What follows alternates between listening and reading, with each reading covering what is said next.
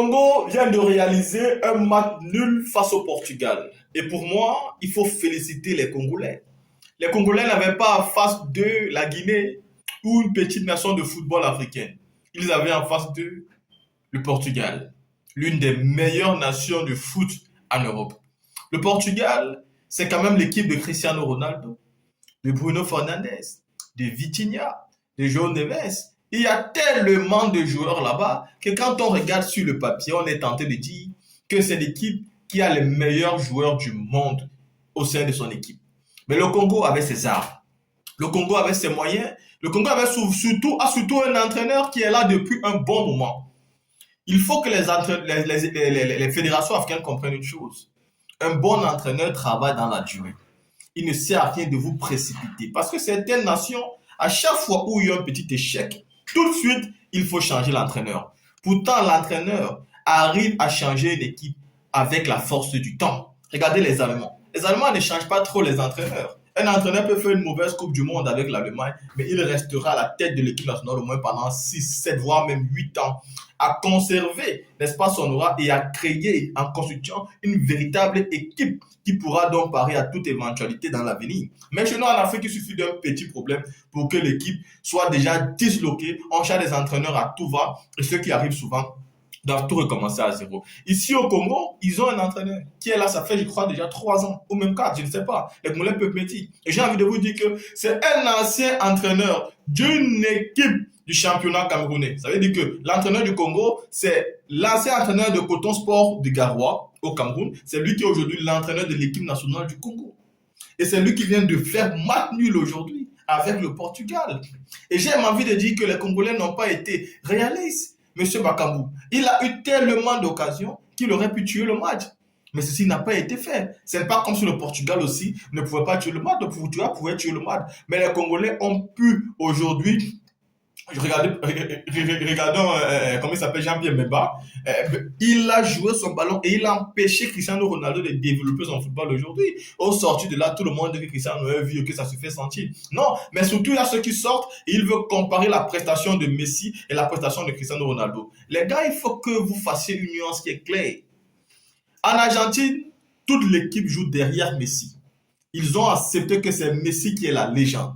Ils ont accepté que c'est Messi qui est le leader. Ils ont accepté que c'est Messi qui est le héros et personne ne discute ça avec lui. Au Portugal, ce n'est pas la même chose. Il y a des joueurs qui ont décidé de ne pas jouer pour Cristiano, à l'instar de Bruno Fernandes, à l'instar de Vitinha. Tous ces jeunes gars qui sont dans des grands clubs aujourd'hui et qui brillent dans ces clubs-là ont décidé de boycotter Cristiano Ronaldo. Et ça se voit sur le terrain. Le monsieur doit encore souvent venir chercher le ballon au milieu du terrain. Pourtant, il est déjà âgé. Il fallait tout simplement trouver des voies et moyens de pouvoir offrir à ce gars-là les ballons, mais ils ne le font pas parce qu'ils ont décidé de jouer autrement. Regardez quand l'Argentine joue.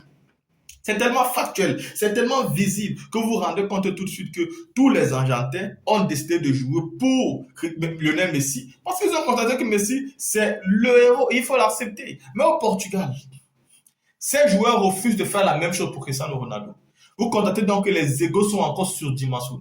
Les égos sont surlevés. On a même l'impression qu'il y a certains qui sont jaloux de la notoriété de Cristiano Ronaldo, de son plein succès. Mais ce succès-là a été travaillé durant de longues années de football. Et s'il est encore là, c'est justement parce qu'il a cet amour de football. Les Bruno Fernandes et toutes les stars du Portugal devaient justement s'inspirer de Cristiano Ronaldo et de faire exactement ce qui se fait aujourd'hui en Argentine. Donc les gens qui veulent souvent comparer les deux, pour moi c'est injuste parce que les deux pays sont différents. Il y a un pays où on fait tout pour jouer pour Messi et il y a un autre pays où les coéquipiers de Cristiano Ronaldo n'en ont rien à foutre de Cristiano Ronaldo. Ils n'en ont rien à foutre de lui. Il doit se démerder au point où il remonte encore venir chercher les ballons au milieu du terrain. Pourtant, il devait rester à l'axe avec son âge et ce sont ses coéquipiers, les grands joueurs du milieu de terrain qui devaient tout faire pour trouver où Cristiano se trouve, n'est-ce pas, en avançant. Mais c'est pas ce qui se passe là-bas.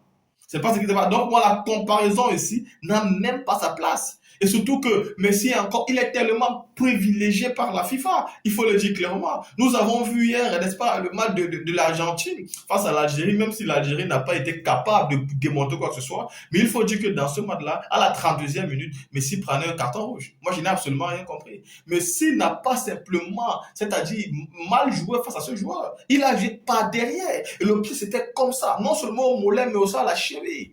C'est une faute grave. qui peut atteindre clairement, c'est-à-dire qui peut faire très très mal aux joueurs. Mais vous avez vu qu'au contraire, quand il fait cette faute-là, le président de la FIFA, là-bas au gradin, il applaudit. Et l'arbitre lui demande à celui dont on a marché sous son pied de continuer à jouer jusqu'à celui qui sera sanctionné. Même pas une carte jaune.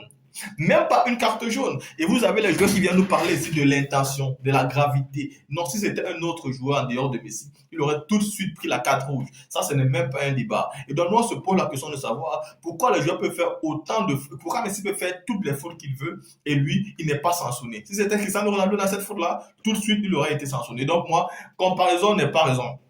Aujourd'hui, il faut quand même dire que Cristiano Ronaldo n'a pas, c'est-à-dire qu'il n'a pas pu se trouver. Mais parce qu'en face, il avait un défenseur qui a ceinturé, un défenseur qui a tout donné. Mais toujours est-il qu'il faut féliciter le Congo parce que faire match nul 1-1 avec le Portugal, ce n'est pas donné à n'importe qui. Et si vous avez pu tenir du début à la fin, c'est parce que vous êtes une très bonne équipe de football. Vous n'allez pas atteindre peut-être le dernier carré, mais vous avez quelque chose à démontrer à votre peuple, surtout avec la guerre qui se passe au Congo. Vraiment, vous pouvez rendre fier votre peuple. Et j'espère que ce n'est pas la prédiction du Congo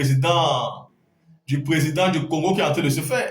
Parce qu'il a dit dans une interview, je crois qu'on lui a posé la question, que le Portugal ne gagnera pas le Congo, mais le Portugal gagnera la Coupe du Monde. Donc attendons donc de voir si les Congolais ont raison via leur président de dire ce genre de choses. Je félicite toutes les équipes africaines qui sont en train de démontrer un football véritable. Mis à part le Sénégal qui s'est fait humilier, l'Algérie qui s'est fait humilier, les autres nations de football ont joué au véritable football. Parce qu'après, le Sénégal ne s'est pas fait humilier. Hein. La première mi-temps du Sénégal était fantastique. Elle était extraordinaire, elle était exemplaire, mais la deuxième mi-temps, vraiment de Dieu, ils ont relâché. Et je pense qu'en deuxième mi-temps, ils ont pris confiance. Ils se sont dit qu'ils pouvaient jouer à jeu égal avec la France et ils ont voulu jouer librement. Mais non, il fallait garder les mêmes stratégies de football. Parce que vous ne pouvez pas jouer à jeu égal avec la France. La France a plus de talents individuels que le Sénégal ne les a. Le Sénégal, c'est une très bonne équipe de football. En Afrique, à l'heure actuelle, pour moi, c'est l'une des meilleures à côté du Maroc. Il n'y a pas de débat là-dessus.